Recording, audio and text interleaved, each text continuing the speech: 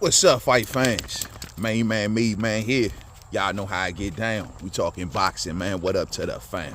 And what up to everyone in Mainman Mademan's boxing form? Salute, salute. Hey, look, man, so the thing is this.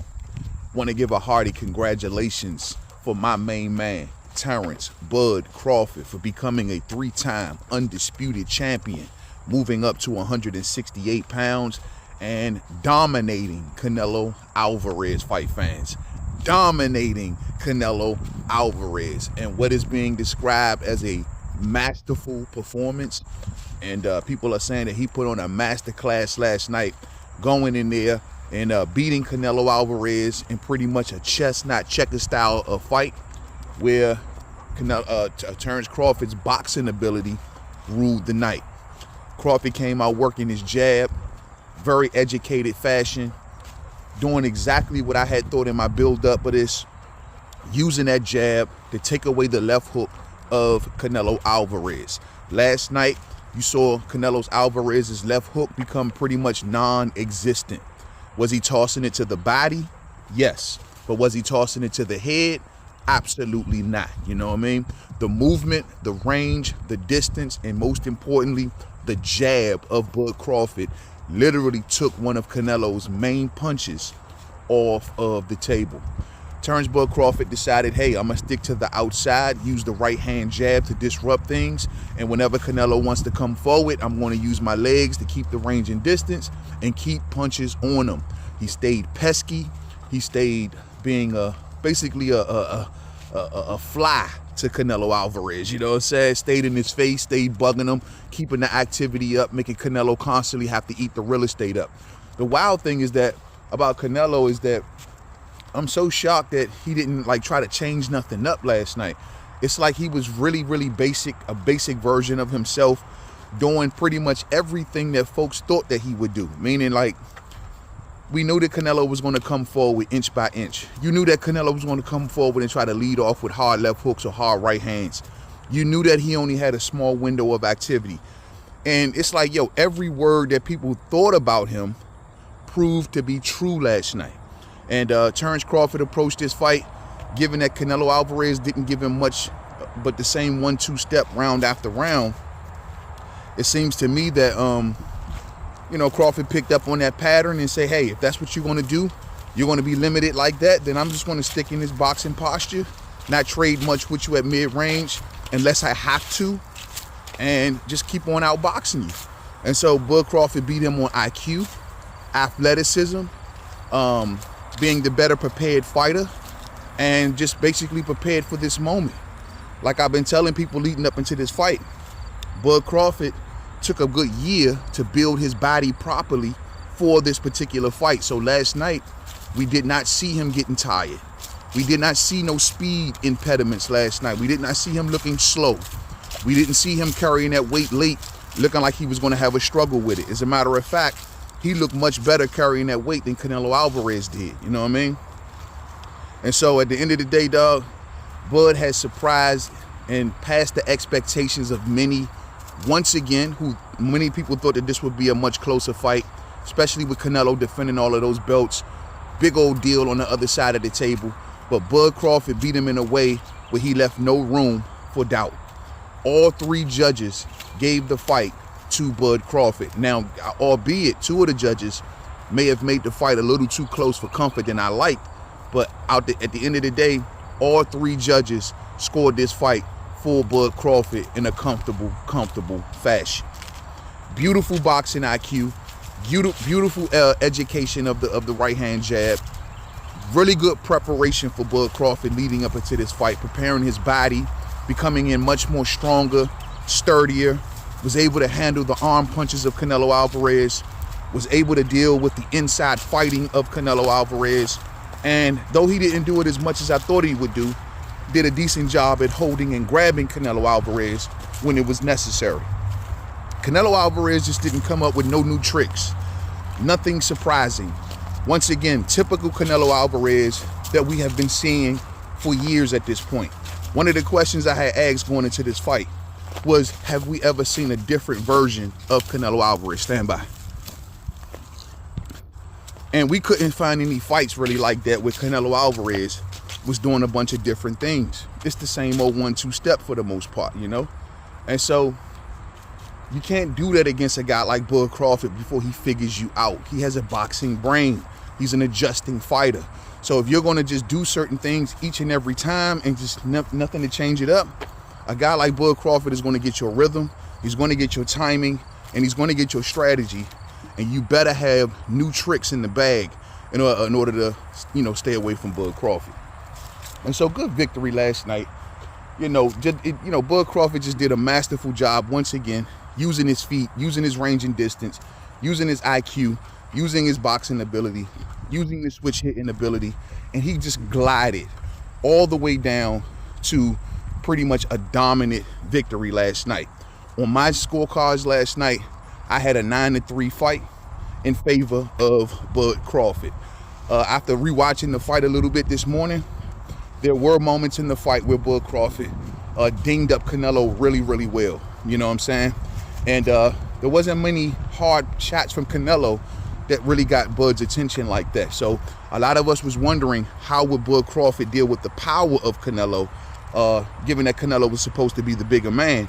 And I got to tell you, man, Bud Crawford handled the power with flying colors. Bud looked like the stronger guy physically. He looked like the stronger guy in the punching department. He just looked dominant in every area of the fight. After about the first 3-4 rounds tops, the fight just started to leave Canelo round by round.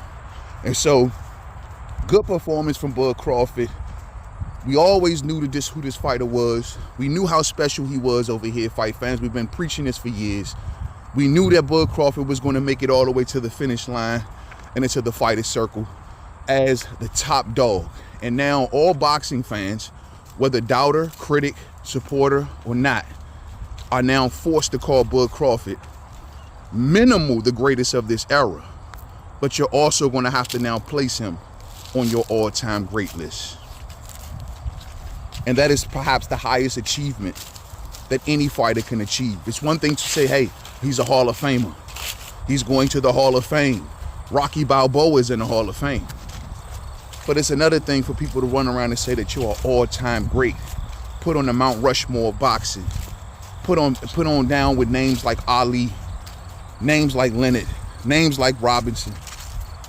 He is now in great companies, names like Floyd. He is in great company with some of the greatest fighters of all time, y'all. And that's what we witnessed last night, history. Bud Crawford comes all the way from 135 pounds.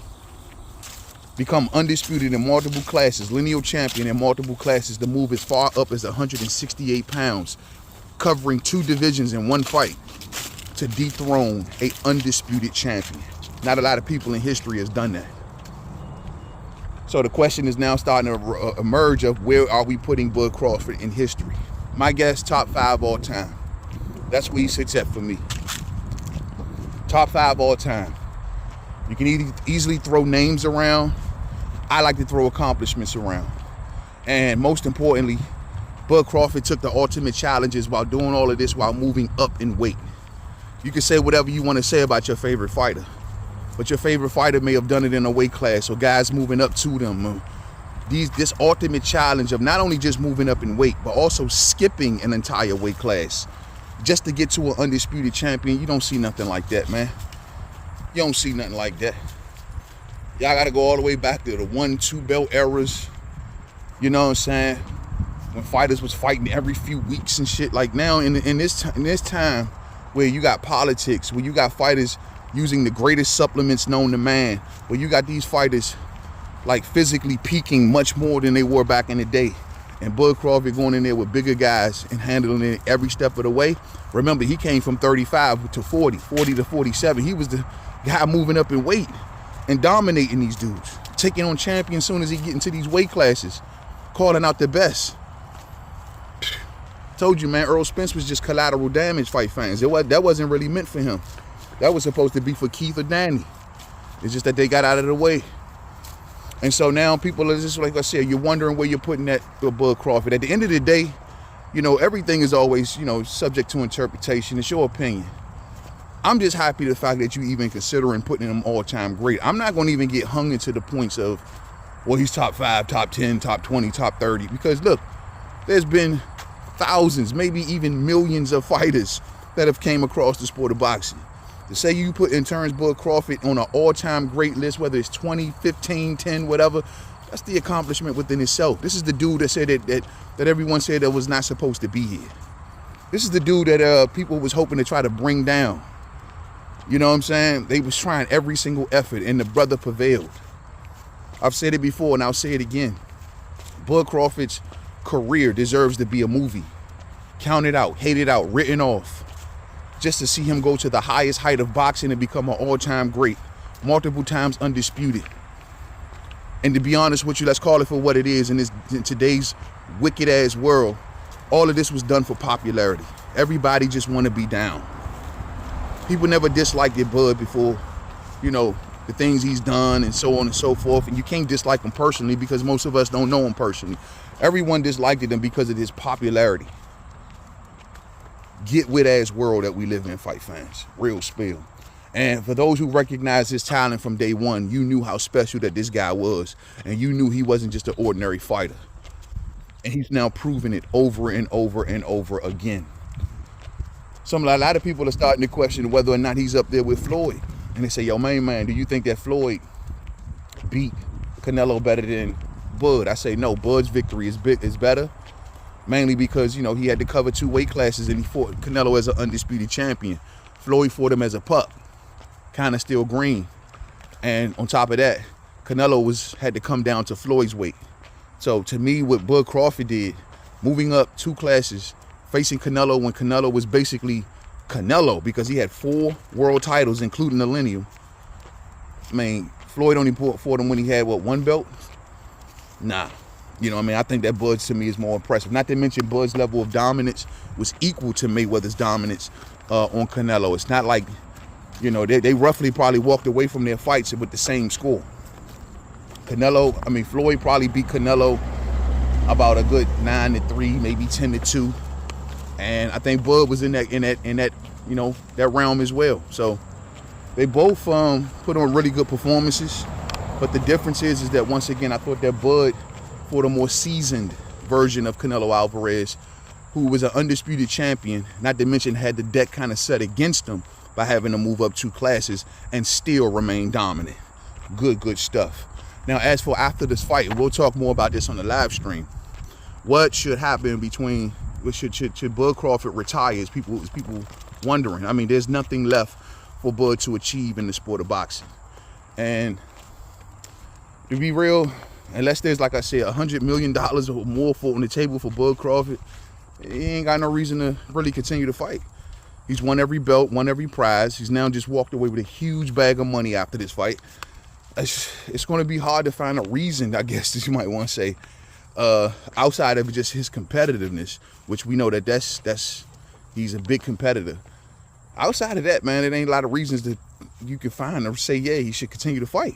I mean, going back down to 54, that's a possibility. But my thing is, that's going to take some time. He's 38 years old. He's been sitting at this higher weight for over a year at this point. That may take some time. Look how long it took Charlo to get back down. So, I mean, if he can get to 54 comfortably, sure. But there should be a lot of money on the table for Bud Crawford at this point. You know, the same way for Alexander Usyk. Oh, man, this person don't sell. That person don't sell. Usyk doesn't either, but he got $100 million for Dubois. And so maybe if Bud is operating in that realm, he want to run up the score, maybe he should, if he can still get to certain weights. As far as standing at 68, I don't suggest that. There's really nothing big there. And it's just not worth it, you know. Bud's classmates are at 154 pounds. Earl, Keith, Fundora, Virgil, Boots. I heard Terence Crawford in the post-fight presser state that he's not interested in fighting Jaron Ennis no more. And I could definitely understand. I've already elaborated on it. I'll elaborate more on it on the live stream. Jaron Ennis has been the thorn in Bud Crawford's ass for a while now. So maybe Bud is like, you know what? After helping Canelo, that's the last straw. You know what I mean? As for Canelo Alvarez, well, I just say for Bud Crawford, if he can get to 54 comfortably, safely, then go for another, you know, maybe classmate type fight. I have a thing. I want to still see him beat Charlo. You know what I mean? So that'll be something to see, but that's not nothing that's required at this point, at this moment. It's all up to Bud Crawford. As for Canelo Alvarez, man, I think that Canelo should retire. Now, whether or not, I believe that Canelo has already done the extension with Turki Al-Sheikh, so that perhaps pen has already been put to paper. But my thing is, though, Canelo's in the same kind of boat. He's been undisputed. He's made a gazillion dollars. His hunger levels seem to be at the all-time low at this point. He just doesn't seem like the same guy. Man, I gotta honestly say, far as from a hunger standpoint. So, I mean, I don't want to see Canelo get himself hurt, man. You know what I'm saying? So, I honestly think Canelo is an old 30, 36, or whatever he is, 35, 36. He's an old version of that. He's been fighting since 15. I would like to see Canelo hang it up, or either maybe give Benavidez that last hurrah, pass the torch moment. Outside of that, bro, there's nothing else I want to see from Canelo Alvarez. I'm not interested in a rematch between him and Bud. Not interested in a rematch between him and Bivol. Like I said, I'll take David because David was wanting to fight so long. But outside of that, bro, a rematch with Bud is not just nothing I'm starving for. I think that Bud would stop him in a rematch. It'll be over in 4 or 5 rounds probably, you know what I'm saying? So at the end of the day, man, I would like to see Canelo retire, truth be told. But if he has already put pen to paper and he's got to do the Turkey thing, then go off and face Hamza Shiraz, go off and face Chris Eubank Jr., and just be the last meal to those guys, you know what I'm saying? But in my opinion, Canelo should think about retirement, calling it a career, and looking back. Now, this loss is going to be terrible for his legacy. I'm going to be honest about it. I told y'all before the fight, and I'm just being completely 100. It's going to be terrible for his legacy. When people do the math, they say he lost to a smaller guy, losing to a guy moving up 2 weight classes. Granted, he was undisputed, so that may hold some weight. But then on top of that, he dug David. Then not to mention the PED situation. It's like it's gonna, when all of this gets tallied up in the end, man. I'm not saying that Canelo won't make the Hall of Fame, but as far as all time and all of that stuff, that's a lot, bro. It's a lot. It's just gonna take some thinking, I guess. I don't know, bro. This loss really puts Canelo's legacy, in my opinion, in heavy, heavy jeopardy, man. Now, y'all may would say, well, man, he's at an older age and starting to slow down, so we kind of understand, But losing to a fighter 2 weight classes below you, Oscar never did that. Marcos Antonio Barrera never did that. Salvador Sanchez never did that. Chavez never did that. Just wondering, man. Just wondering. So we'll do the math, dog. And I would like to see Canelo Alvarez retire, enjoy his money, call it a career, job well done at the end of the day for being a great provider for him and his family. And just kind of wrap it up, man. As for Bud Crawford, give him the movie. He deserves the movie. This story should be talked about. How to never count yourself out. How when the world comes against you, believe in yourself. You know what I'm saying? And that's the messages that comes out of Bud Crawford's career. So let's see the movie. Real spill. So we get up real soon, fight fans. Historic event right here. Crawford becoming a 3-time undisputed champion, the first in the 4-belt era. Doing it in dominating fashion. I am very proud of Terence Crawford, a fighter that's came a long way and was counted out. Salute to Terence Crawford. And it feels good today to be a Terence Crawford supporter. Real spill. Thumbs up on the way out if you didn't hit it on the way in. Share. Rock the bells. We get up real soon on the live stream. To the next video, man. Peace out.